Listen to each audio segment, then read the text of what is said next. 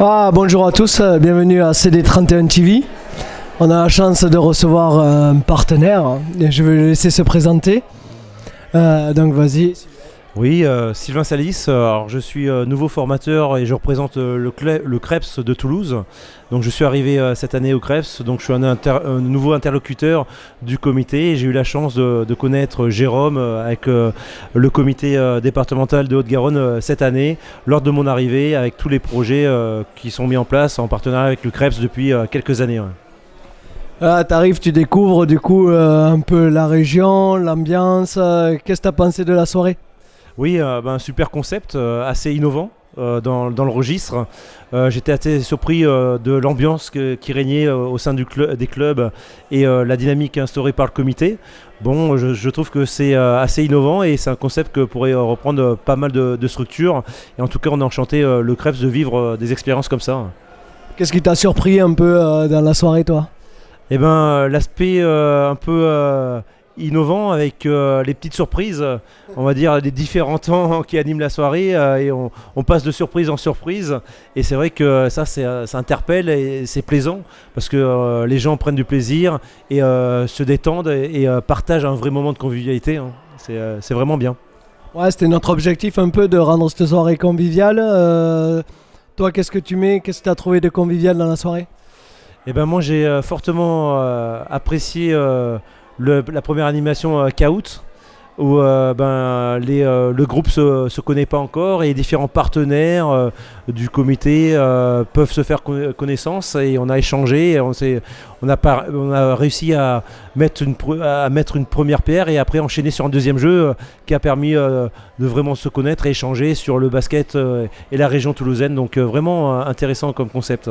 Et ouais, justement, vous étiez bloqué, je crois, dans une salle. Tout à fait. C'est bizarre ce truc, ouais. Vous aviez faim, vous avez envie d'aller manger, mais vous étiez bloqué dans une salle. Qu'est-ce que vous avez fait ? En fait, on a passé la première étape très rapidement à la première salle en moins de 7 minutes. Mais après, on avait 10 minutes pour passer à la deuxième salle. Et en fait, on a bien avancé sur le premier temps, mais il nous manquait un indice et on a eu du mal à déchiffrer un message qui était difficilement déchiffrable. Et on a été bloqué sur la deuxième salle. Mais on n'était pas loin de l'objectif, hein. En tout cas, on a bien collaboré et c'était le principal. Ouais. Ouais, l'idée c'est qu'on leur a fait vivre un escape game à nos partenaires, ils étaient regroupés dans une salle. Toi justement, plus sérieusement, ce concept-là de partager, de faire un escape game, de jouer ensemble, qu'est-ce que t'en penses ? Je trouve que l'aspect ludique est très important et la connaissance que j'avais aujourd'hui du comité avec mettre en avant l'aspect ludique à travers les pratiques de formation, on le retrouve ici aussi sur l'événementiel et donc ça montre qu'il y a une culture avec une certaine envie de mettre l'aspect ludique, mettre en avant le partage, l'émotion au centre de l'apprentissage et du partage.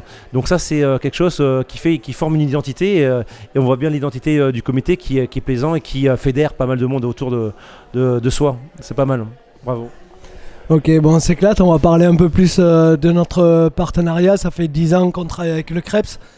On est ravis parce que grâce à eux, nous, on a franchi des échelons. Là, je vais prendre ma casquette de coordinateur ou de directeur du comité. Nous, on est heureux de travailler avec vous. Ça nous a fait gagner. Il y avait des gens à l'intérieur de la structure du CREPS qui étaient très exigeants au niveau de l'expertise. Nous, ça nous a fait monter en compétences. Ça fait 10 ans qu'on construit ce partenariat ensemble. Là, on arrive dans une période de transition. Justement, je vais te questionner, toi, avec ton nouvel œil, qu'est-ce que tu as vu de notre partenariat ?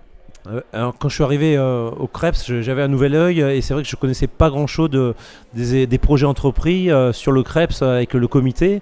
Et en fait, en échangeant avec mes collègues, c'est vrai que j'ai repéré le comité comme une structure très dynamique, force de proposition. Et j'ai vu l'expérience que vous avez mis en œuvre en termes de pratiques pédagogiques en partenariat avec le CREPS.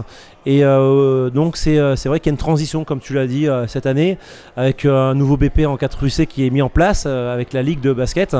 Mais ça ne veut pas dire qu'on va oublier le comité. Et je pense que vu ce que j'ai vu sur les premiers instants et votre culture un peu et votre expérience au niveau de la pédagogie et de l'apprentissage, vous êtes un partenaire incontournable du basket et de la formation dans la région toulousaine.